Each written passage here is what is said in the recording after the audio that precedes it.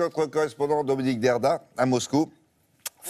Suite et fin de la série sur les religions en Russie. Alors après les orthodoxes, on avait vu les bouddhistes et cette fois-ci les musulmans. Dominique, on vient d'inaugurer d'ailleurs une mosquée à Moscou. Je pense que sa taille doit donner des indications sur la place de l'islam en Russie, non ? Oui, absolument, William. Et rassurez-vous, je ne vais pas vous parler de religion à chaque fois que nous nous voyons, mais c'est vrai que là, c'est particulièrement d'actualité, puisque c'était hier, vous le savez, pour les musulmans du monde entier, la journée du sacrifice. Et c'est cette date qu'ont choisi les autorités religieuses musulmanes de Russie pour inaugurer cette nouvelle grande mosquée de Moscou. Elle se dresse tout près d'ici, près du stade olympique. Elle est absolument gigantesque. C'est l'une des plus grandes d'Europe. Vous savez, il y a 20 millions de musulmans en Russie. Et cette gigantesque mosquée, eh bien, je vous propose d'aller la découvrir avec moi en compagnie de Patrice Hacheret et de Tania Tarasenkova.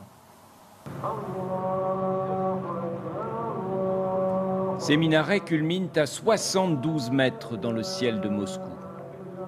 Son dôme recouvert d'or fait 46 mètres de haut. Voici la nouvelle grande mosquée de la capitale russe.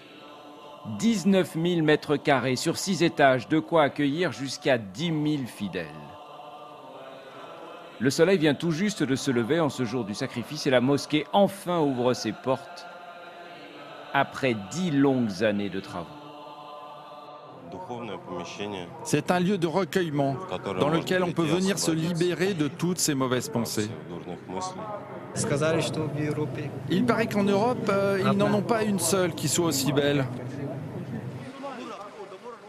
Coût total du bâtiment, pas moins de 150 millions d'euros, dont les 2 tiers ont été payés par un richissime homme d'affaires russe et musulman, un milliardaire qui est aussi sénateur et bien sûr proche du Kremlin.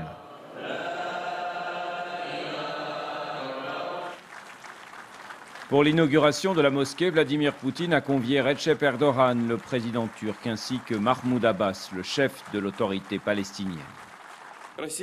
La Russie a toujours été un pays aux multiples nationalités et aux multiples confessions. Ces différentes cultures et traditions sont un enrichissement pour chacun d'entre nous. Ce sont elles qui font la force et la particularité de notre patrie.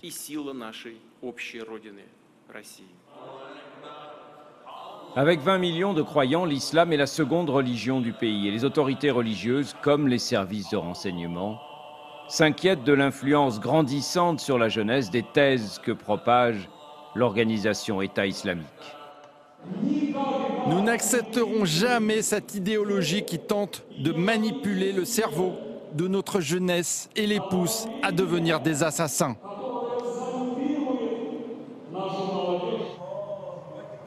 Une mosquée, aussi grande soit-elle, ne suffira sans doute pas à détourner du djihad ceux qui rêvent de partir combattre en Syrie ou en Irak. Mais elle offre aux musulmans de Moscou un lieu à la hauteur de ce qu'ils représentent dans la société russe. Alors, vous le disiez il y a un instant, il y a pas mal de jeunes gens qui sont partis rejoindre Daesh. On sait à peu près combien ils sont ? Oui, ils sont très nombreux, William. Les services de renseignement russes estiment qu'il y a environ 2400 jeunes Russes qui sont partis combattre dans les rangs de Daesh, auxquels il faut en ajouter 3000 environ qui viennent des ex-républiques soviétiques d'Asie centrale, c'est-à-dire l'Ouzbékistan, le Tadjikistan, la Kirghizie. C'est énorme.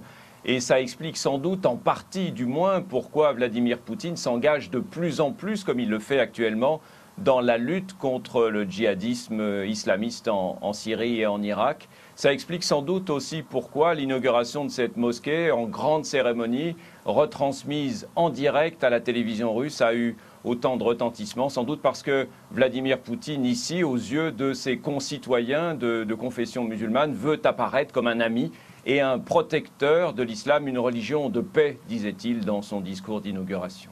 Merci Dominique. Bon week-end, à la semaine prochaine. On passe à la...